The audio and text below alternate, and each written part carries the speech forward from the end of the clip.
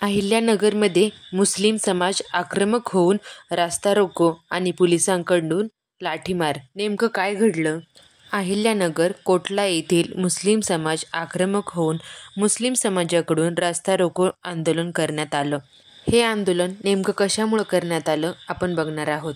अहिल्यानगरमधील कोटला येथे एका रांगोळीमध्ये मुस्लिम धर्मगुरू ह्यांचं नाव जमिनीवर लिहिण्यात आलं आणि अकस्मात पद मस्तूद लिहिण्याचं आढळलं. त्यामुळे मुस्लिम समाजामध्ये नाराजीचं वातावरण तयार होऊन त्यांच्याकडून अहिल्यानगरमध्ये रास्ता रोको करण्यात आलं. रांगोळी निगडीत घडलेल्या घटनेवरून पोलिसांकडे तक्रार नोंदवण्यात आली आणि पोलिसांनी कायदेशीर कारवाई करून संबंधित व्यक्तीला ताब्यात सुद्धा घेतले होते. तरीसुद्धा मुस्लिम समाज संतप्त होऊन आंदोलन रास्ता रोको झालं. आंदोलनामुळे रस्ता ब्लॉक झाला होता. पोलीस शासनाने रस्ता रोको ब्लॉक होऊ नये म्हणून, बाकी नागरिकांना त्रास होऊ नये म्हणून आंदोलन नियंत्रित आणण्याचा प्रयत्न केला.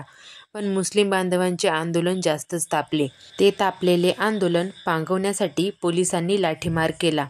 पोलिसांनी आंदोलन जास्त वाढू नये आणि जास्त प्रमाणाचा त्यामध्ये उद्रेक होऊ नये म्हणून पोलिसांनी लाठीमार केला आणि त्यांना तो करावा लागला. पोलीस अधिकाऱ्यांनी सांगितलं होतं, कोणत्याही अफवावर विश्वास ठेवू नका, असं पोलिसांकडनं वारंवार सांगण्यात आलं होतं. तरीसुद्धा सकाळी मुस्लिम समाज जमा होऊन आंदोलन करण्यात आले.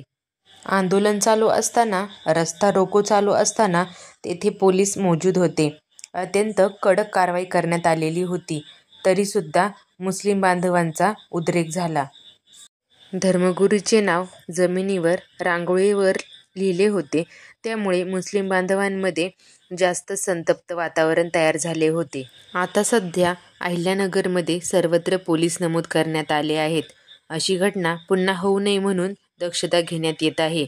कडक बंदोबस्त करण्यात आलेला आहे आणि पोलीस अधिकाऱ्यांकडनं सांगण्यात येत आहे की कुठल्याही अफवांवरती कोणीही विश्वास ठेवू नये. तरी अहिल्यानगरमध्ये ह्या घडलेल्या घटनेवर तुमचे काय मत आहे नक्की कमेंट बॉक्समध्ये सांगा. जय हिंद.